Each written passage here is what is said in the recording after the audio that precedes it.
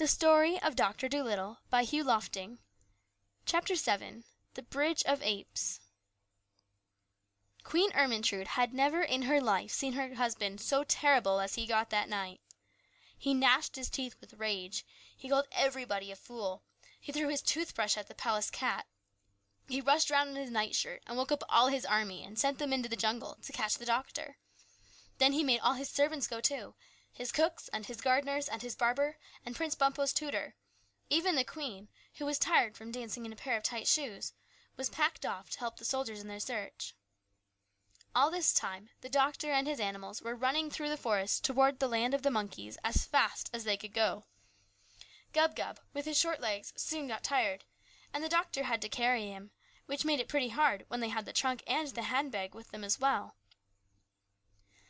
The king of the Jolliginki thought it would be easy for his army to find them, because the doctor was in a strange land and would not know his way.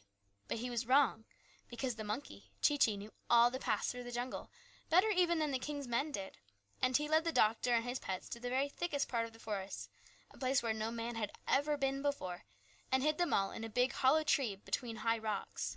"We had better wait here," said Chi-Chi, "till the soldiers have gone back to bed. Then we can go on to the land of monkeys." So there they stayed the whole night through. They often heard the king's men searching and talking in the jungle round about. But they were quite safe, for no one knew of that hiding place but Chi-Chi, not even the other monkeys.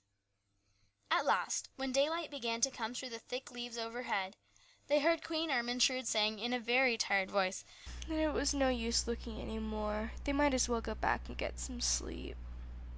As soon as the soldiers had all gone home, Chi-Chi brought the doctor and his animals out of the hiding place, and they set off for the land of the monkeys. It was a long, long way, and they often grew very tired, especially Gub Gub. But when he cried, they gave him milk out of the coconuts, which he was very fond of. They always had plenty to eat and drink, because Chi-Chi and Polynesia knew all the different kinds of fruit and vegetables that grow in the jungle, and where to find them, like dates and figs and ground nuts and ginger and yams.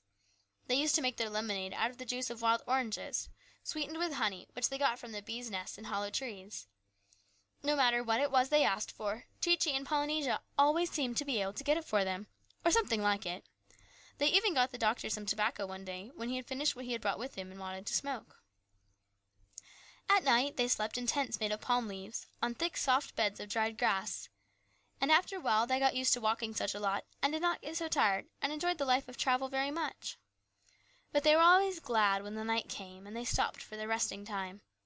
Then the doctor used to make a little fire of sticks, and after they had had their supper, they would sit down in a ring, listening to Polynesia singing songs about the sea, or to Chi-Chi telling stories of the jungle.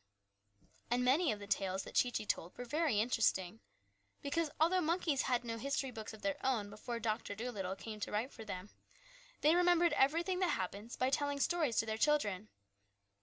And Chi-Chi spoke of many things his grandmother had told him, tales of long, long, long ago, before Noah and the flood, of the days when men dressed in bear skins and lived in holes in the rock and ate their mutton raw, because they did not know what cooking was, having never seen a fire.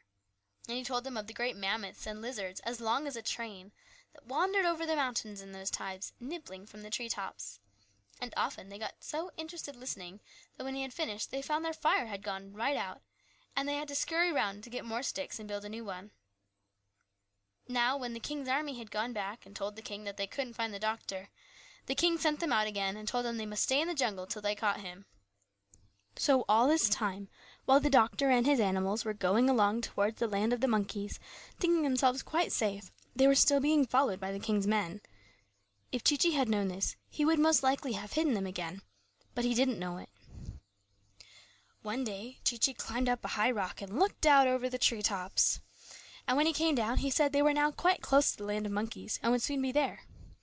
And that same evening, sure enough, they saw Chi-Chi's cousin and a lot of other monkeys, who had not yet got sick, sitting in the trees by the edge of a swamp, looking and waiting for them. And when they saw the famous doctor really come, these monkeys made a tremendous noise, cheering and waving leaves and swinging out of the branches to greet him. They wanted to carry his bag and his trunk and everything he had, and one of the bigger ones even carried Gub Gub, who had got tired again. Then two of them rushed on in front to tell the sick monkeys that the great doctor had come at last. But the king's men, who were still following, had heard the noise of the monkeys cheering, and they at last knew where the doctor was and hastened on to catch him. The big monkey carrying Gub-Gub was coming along behind slowly, and he saw the captain of the army sneaking through the trees. So he hurried after the doctor and told him to run. Then they all ran harder than they had ever run in their lives, and the king's men, coming after them, began to run too, and the captain ran hardest of all. Then the doctor tripped over his medicine bag and fell down in the mud, and the captain thought he would surely catch him this time. But the captain had very long ears, though his hair was very short, and as he sprang forward to take hold of the doctor, one of his ears caught fast in a tree, and the rest of the army had to stop and help him. By this time the doctor had picked himself up, and on they went again, running and running, and Chee-Chee shouted, It's all right. We haven't far to go now. But before they could get into the land of the monkeys, they came to a steep cliff with a river flowing below. This was the end of the kingdom of Jolliginki, and the land of the monkeys was on the other side, across the river. And Jip, the dog, looked down over the edge of the steep, steep cliff, and said, Golly, how are we ever going to get across? Oh dear, said Gub-Gub. the king's men are quite close now. Look at them. I'm afraid we're going to be taken back to prison again. And he began to weep. But the big monkey who was carrying the pig dropped him on the ground and cried out to the other monkeys, Ooh, boys, a bridge! Quick, make a bridge! We've only got a minute to do it. They've got the captain loose and he's coming on like a deer. Get lively! A bridge! A bridge! The doctor began to wonder what they were going to make a bridge out of, and he gazed around to see if they had any boards hidden any place. When he looked back at the cliff, there, hanging across the river, was a bridge all ready for him, made out of living monkeys. For while his back was turned, the monkeys, quick as a flash, had made themselves into a bridge just by holding hands and feet. And the big one shouted to the doctor, Walk over, all of you, hurry! Gub-Gub was a bit scared, walking on such a narrow bridge at that dizzy height above the river. But he got over all right, and so did all of them.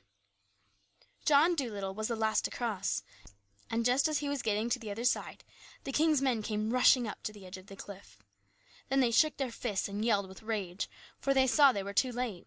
The doctor and all his animals were safe in the land of the monkeys, and the bridge was pulled across to the other side.